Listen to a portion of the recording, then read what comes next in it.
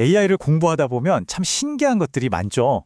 겉보기엔 정말 별거 아닌 것 같은데 알고 보면 엄청난 일을 하는 녀석들이 있거든요. 오늘 이야기할 1 곱하기 1 컨볼루션이 딱 그런 경우입니다. 이 작디 작은 필터에 대체 어떤 힘이 숨어 있는지 지금부터 같이 한번 파헤쳐 보시죠. 자, 1x 컨볼루션 필터. 이름만 들어보면 좀 이상하지 않으세요?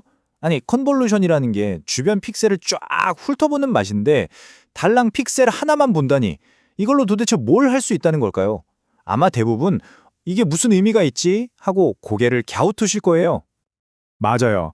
우리가 보통 생각하는 컨볼루션은 3의 3이나 5x5 필터로 이미지의 특정 영역을 이렇게 쓱 훑으면서 선이라든지 질감 같은 공간적인 특징을 잡아내는 거잖아요. 그런데 1의 1 필터는 이런 상식을 완전히 뒤엎어버립니다. 자, 그럼 지금부터 이 이상하면서도 아주 강력한 1 곱하기 1 컨볼루션의 비밀을 본격적으로 한번 풀어보겠습니다. 도대체 이 작은 필터가 어떻게 현대 AI 모델의 핵심이 될 수 있었는지 그 여정을 같이 한번 따라가 보시죠. 자, 여기서 진짜 중요한 포인트가 나옵니다. 생각의 전환이 필요한데요. 1x1 컨볼루션의 비밀을 알려면 이미지를 그냥 2D 평면으로 보면 안 돼요. 채널이 겹겹이 쌓여있는 어떤 부피가 있는 3차원 데이터 덩어리로 봐야 합니다. 핵심은 바로 이 깊이를 꿰뚫어 보는 데 있거든요. 네, 바로 이겁니다. 핵심은 깊이. 연산이 가로 세로로 일어나는 게 아니라 채널 방향, 그러니까 깊이 방향으로 일어난다는 거죠. 자, 그럼 우리의 시야를 2D에서 3D로 한번 확장해 볼까요? 원리는 생각보다 간단합니다. 1x 컨볼루션은 이미지의 딱 한 점, 그러니까 어떤 XY 좌표에만 딱 집중해요. 그리고 그 위치에 있는 모든 채널의 값들을 마치 꼬치에 꿰듯이 쭉 뽑아오는 겁니다. 그 다음에 각각의 값에다가 정해진 가중치를 곱해서 싹 다 더해줘요. 그렇게 해서 나온 최종 결과값 하나가 바로 출력 이미지에 똑같은 XY 위치에 찍히는 새로운 특징 값이 되는 거죠. 자, 숫자로 직접 보면 훨씬 이해가 쉬울 거예요. 여기 어떤 픽셀 위치에 채널이 4개 있고 값이 각각 1, 5, 9, 13이라고 해볼게요. 여기에 가중치가 0, 1, 2, 3인 1 곱하기 1 필터를 적용하는 겁니다. 그럼 어떻게 될까요? 그냥 순서대로 곱해서 더하면 끝이에요. 1 곱하기 0 더하기 5 곱하기 1 더하기 9 곱하기 2 더하기 13 곱하기 3. 이걸 다 계산하면 최종적으로 60이라는 새로운 값이 딱 나오는 거죠. 어때요? 생각보다 간단하죠? 이 비유가 정말 기가 막힌데요. 이렇게 한번 상상해 보세요. 이미지의 모든 픽셀 한 점 한 점마다 아주 작은 미니 신경망이 하나씩 심어져 있는 거예요. 이 미니 신경망은 그 위치의 모든 채널 값을 입력으로 받아서 딱 하나의 결과값을 뱉어냅니다. 네, 바로 그게 1581 컨볼루션의 진짜 정체입니다. 사실상 풀리 커넥티드 레이어가 각 픽셀마다 적용되는 것과 똑같은 거죠. 자, 그럼 이렇게 각 픽셀마다 연산하는 게 대체 어디에 쓰일까요? 이제 이 기묘한 연산의 첫 번째 그리고 가장 강력한 활용법을 공개할 시간입니다. 그건 바로 네트워크를 아주 그냥 극적으로 다이어트시키는 능력입니다. 네, 바로 그거예요. 1x1 컨볼루션의 가장 큰 슈퍼파워는 차원 축소, 그러니까 채널의 수를 확 줄여버리는 겁니다.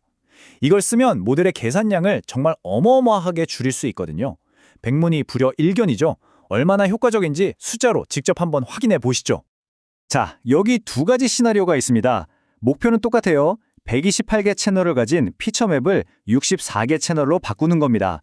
첫 번째 방법은 그냥 정석대로 3x3 컨볼루션을 바로 적용하는 거고요. 두 번째 방법은 먼저 1x1 컨볼루션으로 채널 수를 확 줄였다가 그 다음에 3x3을 적용하는 겁니다. 자, 계산 결과를 한번 보세요. 왼쪽 그냥 3x3 필터를 바로 썼더니 필요한 파라미터 수가 무려 73,728개입니다. 어마어마하죠? 그런데 오른쪽 1x1 컨볼루션을 중간에 한번 거쳤더니 어떻게 됐죠? 총 파라미터가 22,528개로 그냥 뚝 떨어져 버립니다. 이게 어느 정도냐면요. 계산량이 약 70%나 줄어든 겁니다. 70%요? 와, 이건 그냥 좀 최적화했다 수준이 아니라 거의 혁명이죠.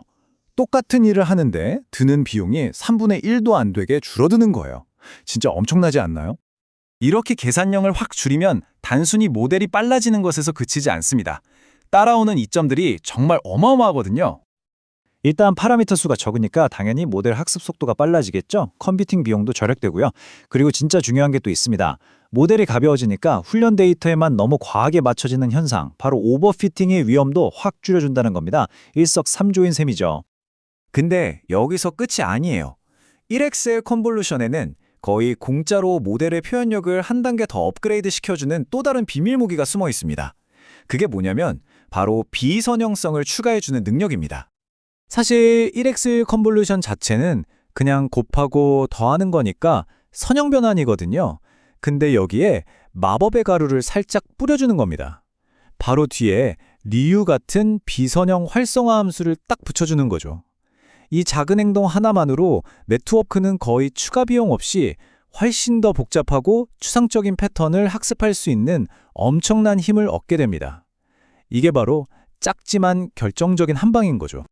자, 그럼 지금까지 우리가 살펴본 이 모든 장점들, 그러니까 차원 축소와 비선형성 추가, 이 두 가지가 어떻게 하나로 합쳐져서 오늘날 가장 유명한 AI 모델들의 핵심 구조를 만들어냈는지 그 결정체를 한번 만나보시죠.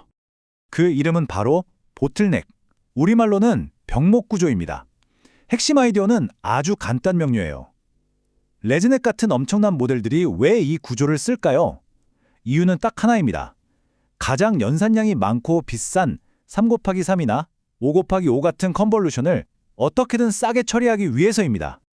이 그림이 보틀넥 구조의 모든 것을 보여줍니다. 3단계로 이루어져요. 첫째, 압착, 스퀴즈. 1 곱하기 1 컨볼루션으로 채널 수를 256개에서 64개로 확 줄여서 좁은 병목을 만듭니다. 둘째, 연산, 컴퓨트. 바로 그 좁아진 길목에서 비싼 3 곱하기 3 연산을 아주 효율적으로 처리하는 거죠. 마지막으로 셋째, 확장, 익스펜드. 다시 1 곱하기 1 컨볼루션을 써서 채널 수를 원래대로 64개에서 256개로 복원시켜줍니다. 와, 정말 영리한 설계 아닌가요? 그리고 이 보틀넥 구조는 그냥 이론으로만 존재하는 게 아닙니다. 딥러닝의 역사를 바꾼 모델이죠.